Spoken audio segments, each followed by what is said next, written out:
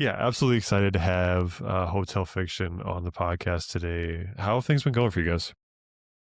It's been good. We've been working on a lot of new music lately and just, planning out the rollout of our deluxe release. So Yeah, good. Been a lot of fun times in Athens, Georgia, hanging out with yeah, friends, you know, all the Oh, I things. know. Oh, yeah. Yeah, life's been good. What about you? yeah. Yeah, life's been it's been going fast, kind of like we just talked about. Like it's been it feels like it's been a whirlwind to start the year, and I don't think it'll slow up anytime soon. So just trying to hold on as we go, I think is kind of the mantra here at the moment.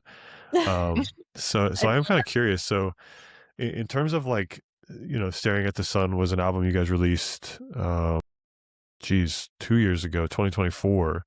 Yeah. yeah. Uh, and I've always been curious in terms of like deluxe albums versus, maybe just another one. Where does that line come in for you guys? And, where are these extra songs kind of coming from? Were they songs that didn't make the cut originally, or was this kind of always the plan to have this deluxe come out a couple of years later? Yeah, that's a great question because I feel like artists approach their deluxes really differently. For this one, we decided to kind of place sort of this restriction that we wanted the songs to have been written at around the same time we were writing our Staring at the Sun record. Because, when we were thinking about what we could add, there was definitely a deep well of things we could put in there that might work thematically or might work with similar vibes. But we wanted to pick songs that were made when we were just kind of the same people that we were writing that record. So we picked two new songs that didn't make the cut, but that still felt special to us in different ways. And then we also had a really fun experience a couple years ago reimagining some songs from a previous record. So we wanted to do a different version of Sunrise. There were a couple different ways we kind of thought that song could go when we were first recording it. And so we sort of took a little bit of a different direction this time. And then we did an acoustic version of our song, Still Frozen, with our friends Hey Nothing, which was also really, really fun. Yeah, amazing.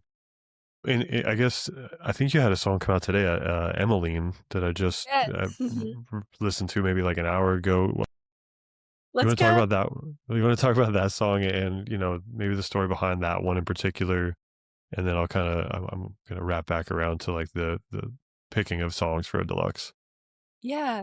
That one was written a while ago, uh, obviously, but, it was about a close friend of ours who was going through a breakup and is just one of the best people, like, you'll ever met, and is just, like, a star in the sky, honestly, with her She energy, is. and so just seeing her down, it was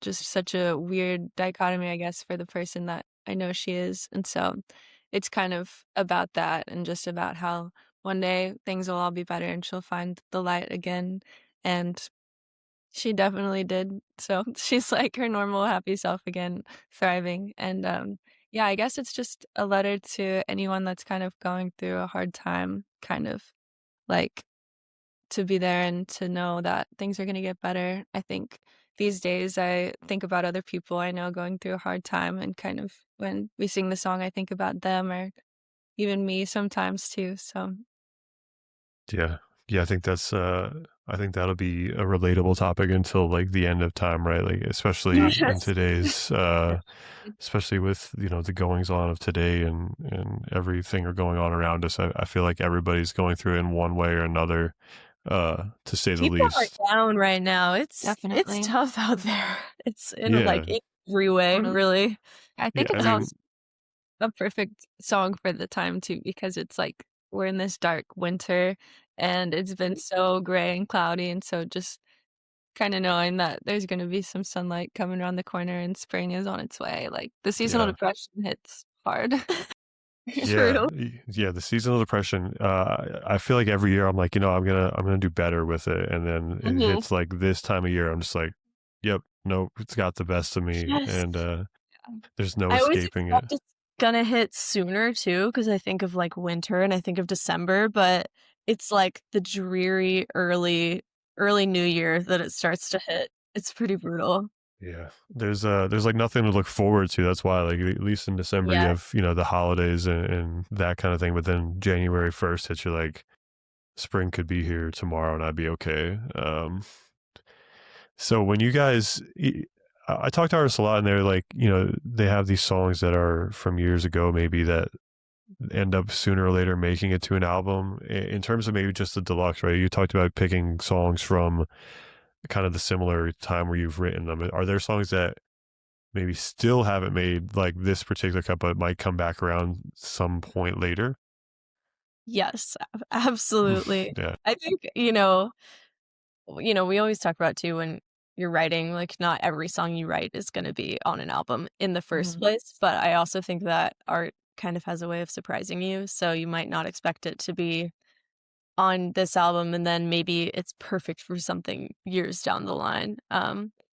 But there is definitely plenty in the vault that hasn't seen the light of day yet. And I think like obviously we think a lot about those decisions and so we usually feel pretty good about when things don't make it, we feel confident in that decision. But at the same time, for example, like these two songs, they were definitely songs that just kept staying in the back of our heads and knocking. Even writing our next album, we sort of brought back a couple unfinished songs that sort of had the same feeling that was like, we started this 3 years ago, but it's still knocking on the brain a little bit. It hasn't, like, slipped from the memory yet. That's sort of a good sign that maybe it could be yeah, used for something.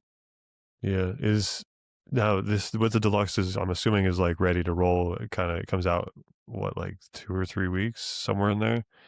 Uh, you guys are already kind of on to the next project, you know, on to the next album. What is that kind of something, plans for later this year kind of situation, or you know, where we're way out into the seasonal depression of 2027? Yeah, I think we're hoping for the summer to be a release for that one. We just finished tracking for the most part like a week ago, and so we're Yeah, very excited to be like releasing the deluxe and then also have this record that we're super, super excited about just kind of in our arsenal ready to be released.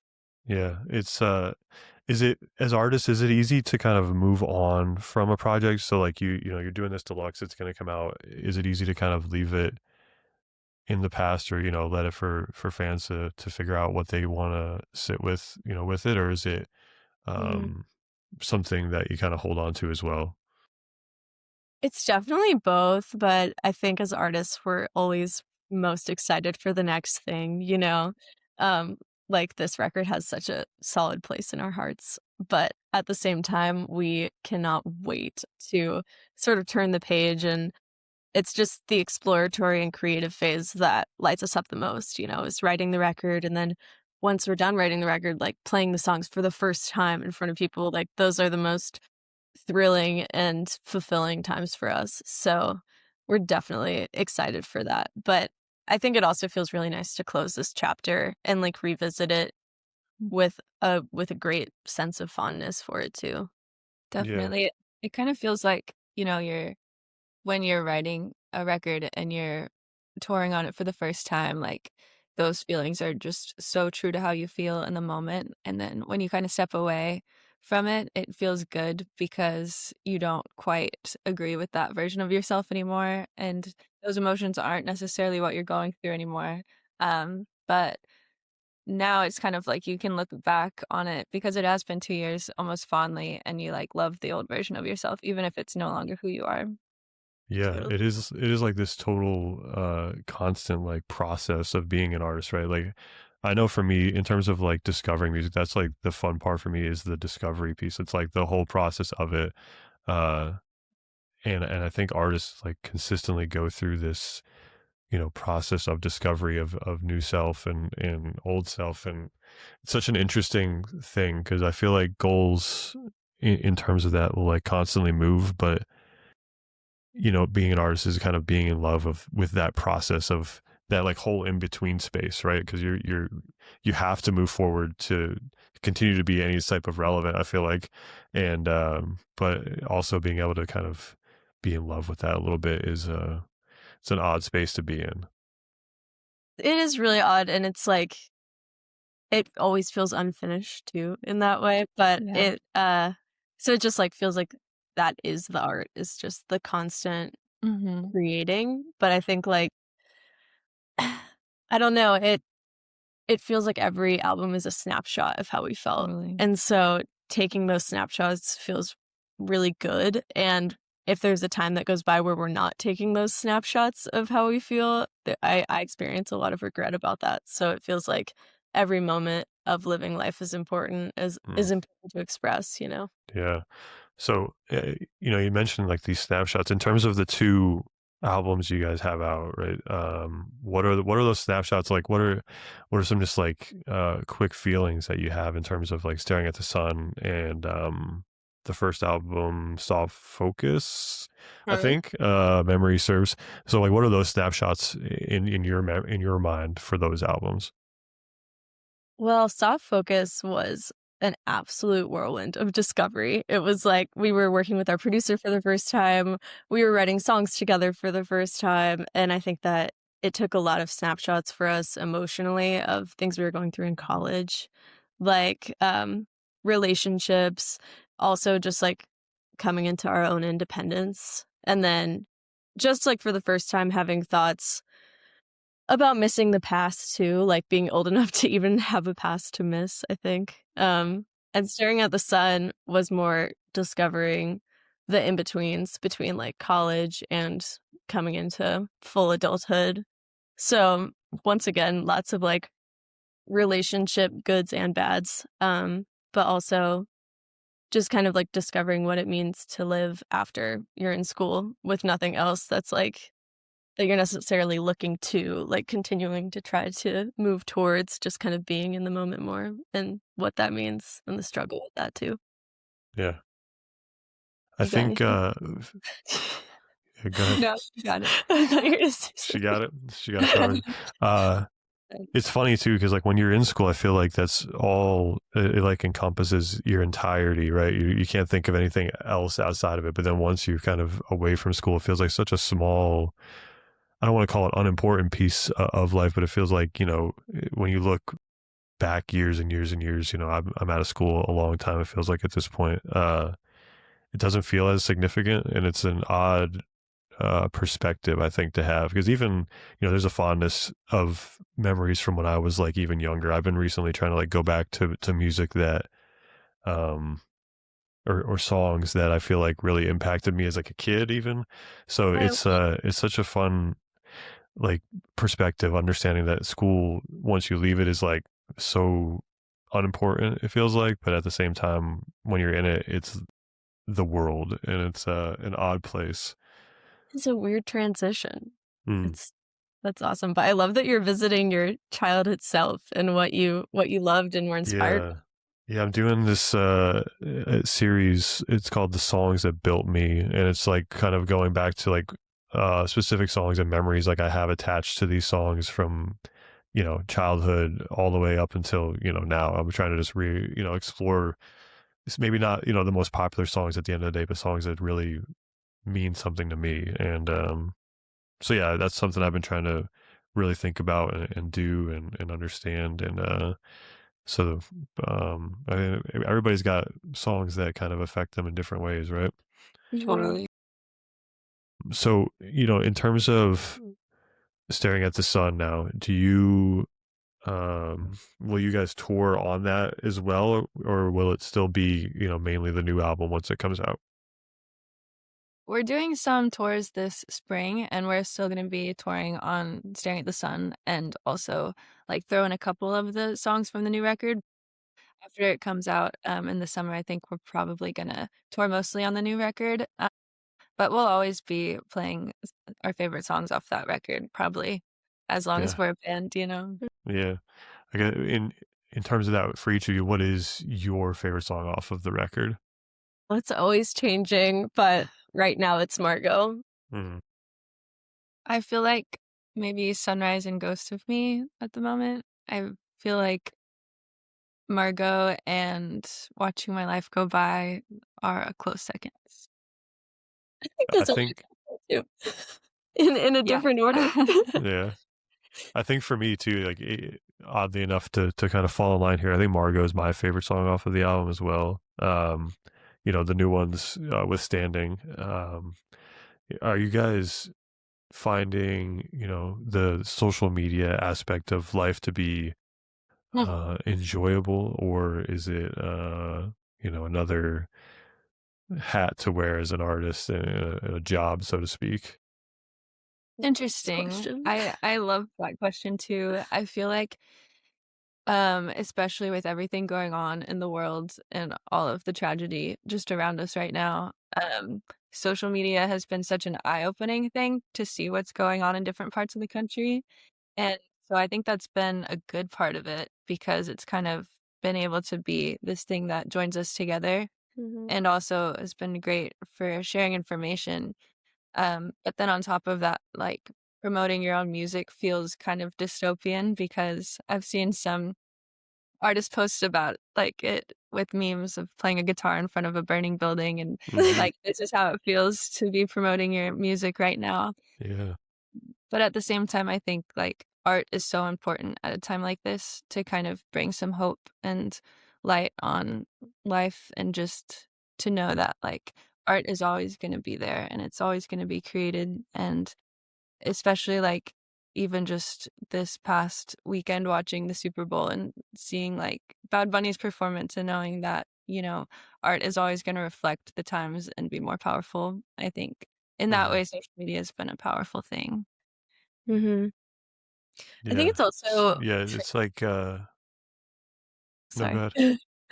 I was gonna You're say good. it's also tricky because like everyone I know is trying to consume less social media, so it just feels also similarly dystopian to try to kind of make more things for people to consume on these apps. Mm, Because for whatever reason, if something does well, it's because it's reeling people in. And I'm like, do we want to reel people in that way of sort of grabbing attention that people are trying to bring back to things that are hmm.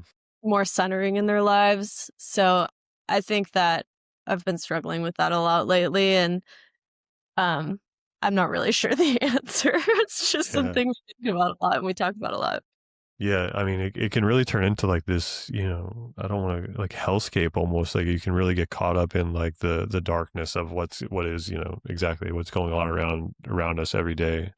Um, but even, it's almost like that. You're right. It's like that dog meme where he's just like sitting with a cup of coffee as like the house is on fire around him. And that's what it feels like at times. Even for me, like I feel weird about it. And you kind of referenced the Super Bowl performance. Like I know absolutely zero Spanish, but did I like the halftime show? Yeah, of course I did. Like that's the cool thing about music. I feel like it does transcend that language barrier if you're just willing to hear it.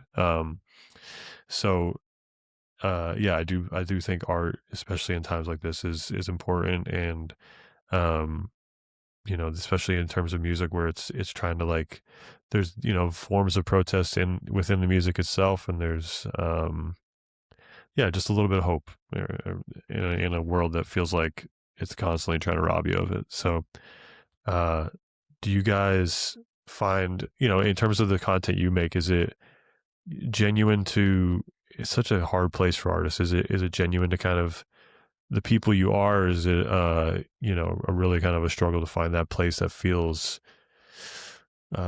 comfy, I guess, so to speak? Mm. In terms of content we make or everything we make? Just the content, yeah. Like in terms of like promoting your music, artists, I feel like sometimes find ways that don't feel as icky to them, I guess, might be a really simple way to Yes. put it. Are you guys kind of found that lane for yourselves, or are you still kind of trying to find it?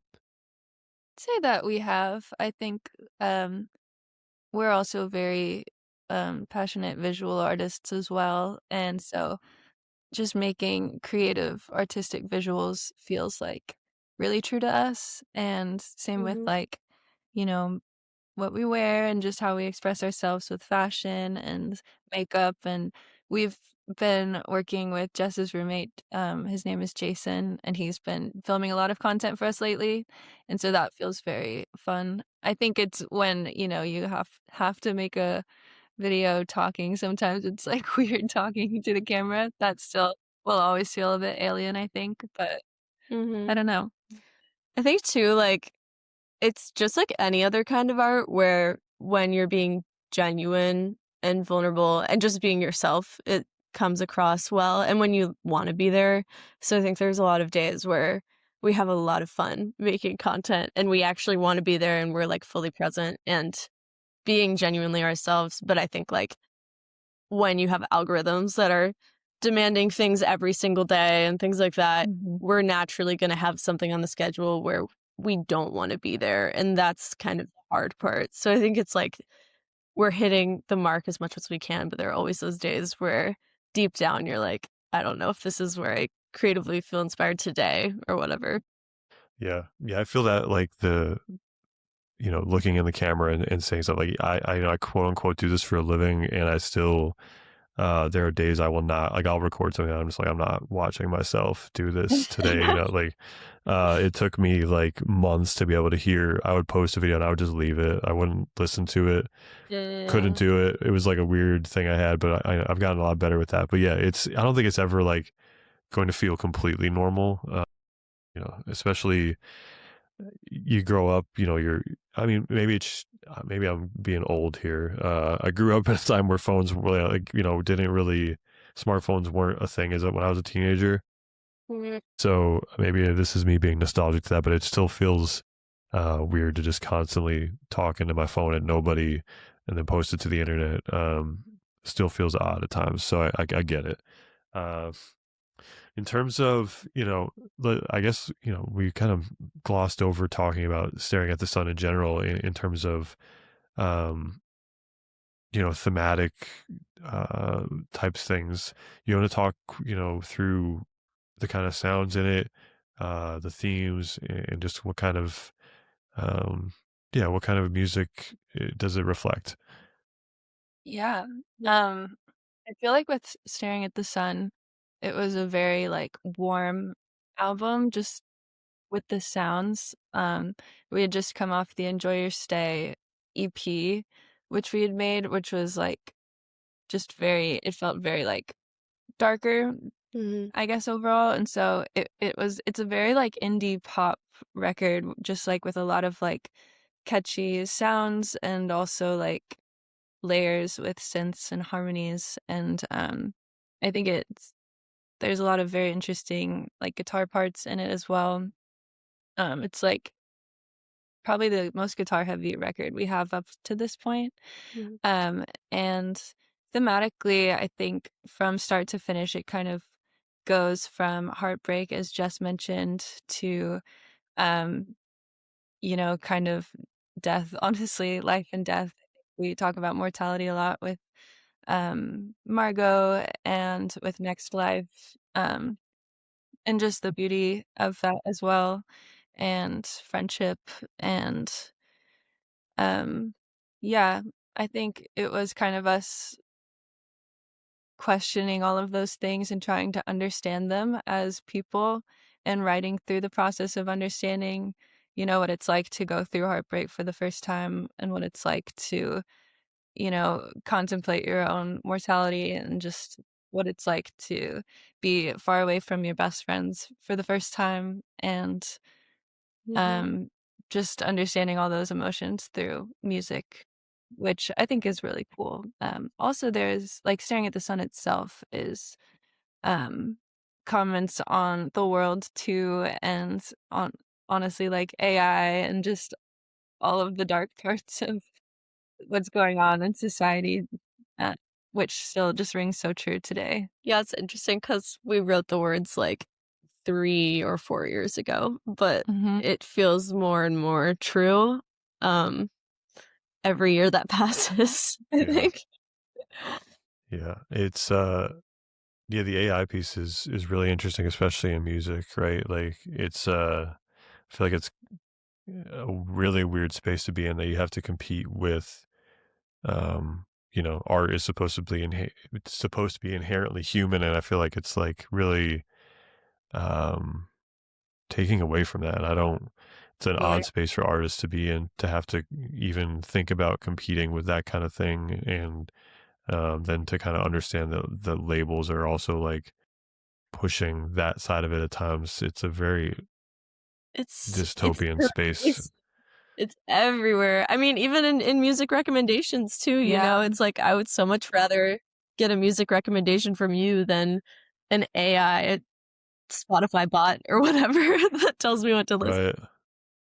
Yeah. So, It's a yeah, very odd space.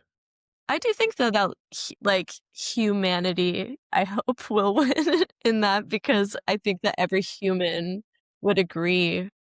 I hope. I think I'm wrong about that actually right now, but I would hope every human would agree that art made by humans is so much better than art generated by a Hmm. bot. And I think that like even when that generation gets more and more accurate and you can't distinguish AI from human music, I still feel like there's going to be ways to distinguish it. I think it's going to make people more eager to lean into the imperfections, like the things that you would naturally cover up in recording, like redo something. You might be more inclined to do it all in one take and show the human parts of that. So I'm kind of like excited to see that reactionary art too. Yeah. I think like in terms of, listeners, I feel like the passive listener will be the people who end up listening to more AI music, right? Like it's easy to put it like on, it ends up in the background, right? And you don't even realize that it is AI because you're just not fully engaged with it.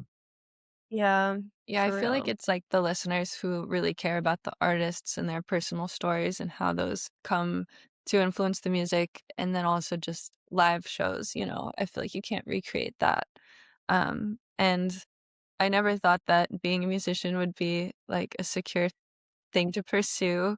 Right. But True. but it seems like being a live musician is the one thing right now that AI can't overtake, honestly. Yeah, Yeah, just wait until there's, an iRobot type thing up I on. Just wait. know. Elon I'm Musk sure it's brought gonna come, like man. to play the AI It's songs. coming. Sing the first AI band live. I would not be shocked at this point. Like I feel like in terms of where we're at in the world, I added to the list of things that we thought would never happen. Right.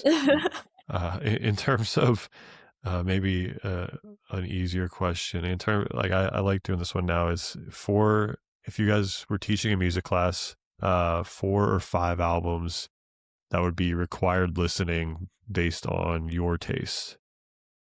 Oh, So hard. I feel like it's gotta be Abbey Road by the Beatles, I would say. Mm. Um, and hmm, maybe The Rise and Fall of Ziggy Stardust. Rumors Oh, by Fleetwood Mac. Um, uh, I feel like I just named 3 70s rock artists. We gotta go like, yeah, you need something 90s or like yeah. or 80s even. Hmm. Is this both of us or do we each get 5?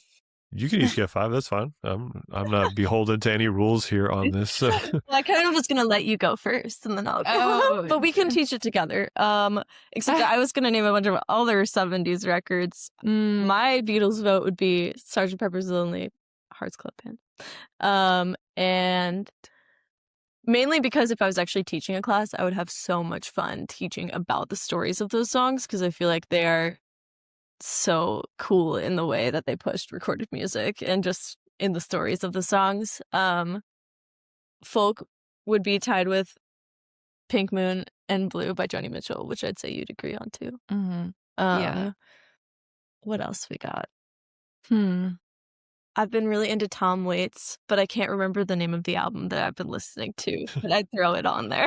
Okay. It's got like 55 on it. um, Modern, maybe an Arcade Fire record. Mm-hmm.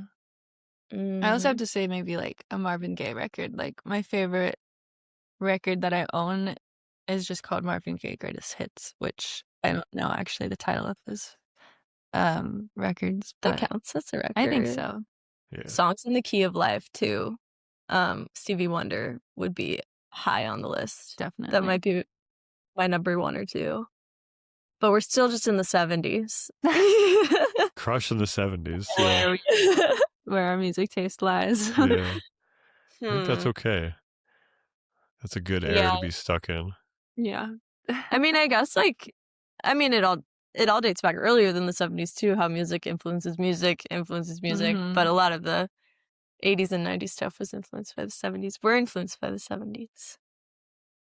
I think you guys got through like 8 or 9 or 10 Yeah. 70s albums. So I think that's a solid list. In terms of Hotel Fiction's discography, for each of you, what song are you most proud of? I think that I'm most proud of Monster, Out of My Head, Soft Focus, and maybe Margot and Sunrise. That was like 6. I would say Soft Focus, definitely.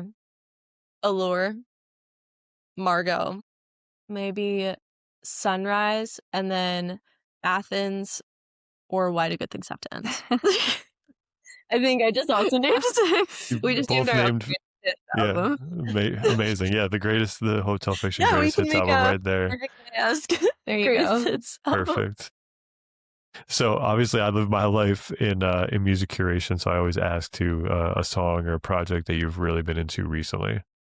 Oh, I guess I mentioned Tom Waits. I've been into Tom Waits and Townes Van Zandt recently, so also more old stuff. But I feel like I've been in my listening to men again era, I guess, over the last couple years. I feel like I started in high school only, like, not on purpose, but just listening to so many male artists, and then kind of swung the opposite direction in college, only listening to female artists. And now I'm loving like Cameron Winter, Dub Ellis, a lot of that like kind of music, Black Country New Road. But yeah, so I'm kind of into my male artists right now. Yeah, I second Getting Killed by Geese, that Cameron Winter solo project too, and then also the new Wolf Alice record I love. And yeah, it's a lot of good music that's been coming out lately. Yeah, I would No. agree. And then we talked about it a little bit, but in terms of you guys, what can we look forward to? You have the Deluxe album coming out. What else? We're New gonna music? gonna announce a big tour coming up soon. Going to a lot of fun places.